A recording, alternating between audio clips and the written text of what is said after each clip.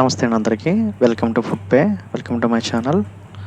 ఈరోజు మనం అరటికాయ పులుసు, పచ్చి అరటికాయ పులుసు ఎలా తయారు చేసుకోవాలో చూద్దాం. పులుసు అంటాం, కర్రీ అంటాం.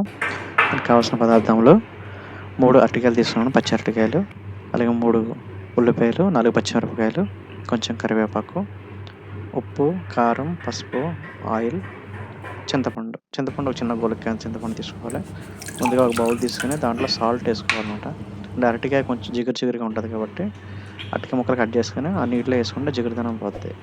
ఉల్లిపాయ చూడండి ఈ విధంగా కట్ చేసుకోవాలి. ఉల్లిపాయలు కట్ చేసుకొని అరటికాయ ముక్కలు కూడా కట్ చేసుకొని రెడీ పెట్టుకోవాలి సాల్ట్ వాటర్లో. ఓకే, ఇప్పుడు మనం బౌల్ తీసుకొని ఆయిల్ వేసుకుని ఉల్లిపాయ, పచ్చిమిరపకాయలు ఈ విధంగా వేగనిద్దాం. కొంచెం గోల్డెన్ కలర్ వచ్చే వరకు కూడా ఉల్లిపాయలు వేగనివ్వాలి.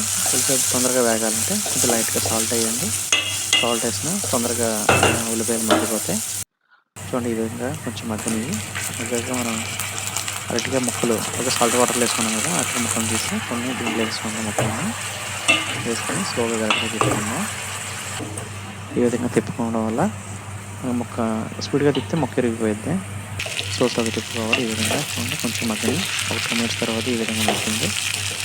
ఇలా మగ్గనిస్తూ మళ్ళీ మూత పెట్టుకుంటాం, మళ్ళీ మగ్గనిస్తూ ఉండాలి. ఈ విధంగా చూడండి మగ్గని కొంచెం మెత్తబడిన తర్వాత లైట్గా సాల్ట్, రుచికి సరిపడినంత 1/2 టీ స్పూన్ పసుపు, అలాగే కారం అయితే 2 టీ స్పూన్ల కారం తీసుకున్నాను. చూడండి కారం అయితే కనుక ఈ విధంగా మంచి కారం తీసుకోండి. ఇంట్లో కారం 2 టీ స్పూన్ల కారం వేసుకున్నాను నేను. అరటికాయ పులుసు బాగుంటుంది. కారం ఎందుకంటే పులుపులుగా ఉంటుంది, చింతపండు పులుపు వేసుకుంటాం కాబట్టి కారం ఎక్కువ తగలాలి. ఇప్పుడు ఒక గ్లాస్ వాటర్ వేసుకుందాం. సరిపోద్ది. ఎక్కువ వస్తుంది గ్లాస్ వాటర్ వేసుకుంటే మళ్ళీ చింతపండు పులుపు కూడా వస్తుంది కాబట్టి చూడండి ఈ విధంగా గ్లాస్ వాటర్ వేసుకుని స్లోగా తిప్పుకుందాం. ముక్కలు ఉడికింది కాబట్టి మొత్తం గట్టిగా తిప్పితే ఇరిగిపోతుంది. స్లోగా తిప్పండి, కింద మాడంతా లేకుండా తీరుగా తిప్పుకోండి. ఈ విధంగా చూడండి ఇప్పుడు ఒక 2 మినిట్స్ అయింది. 2 మినిట్స్ అయిన తర్వాత మనం ఆల్రెడీ చింతపండు నానబెట్టుకున్నాం కదా, దాన్ని బాగా గుజ్జు కింద దాన్ని చేసుకోవాలి. చింతపండు గుజ్జు కింద బాగా విసిగితే చింతపండు గుజ్జు వస్తుంది. అది పక్కన పెట్టుకుందాం. ఇప్పుడు ఒక 5 నిమిషాలు అయింది. 5 నిమిషాలు అయిన తర్వాత మూత తీసుకున్నాను. ఆ చింతపండు గుజ్జు ఈ విధంగా గుజ్జు తీసుకున్నాం. పులుసు కొన్ని దాంట్లో యాడ్ చేసుకోవాలి. చింతపండు ఎందుకంటే చింతపండు పులుసులో చాలా రుచిగా ఉంటుంది. చింతపండు పులుసు వేసుకుంటే చాలా రుచిగా ఉంటుంది.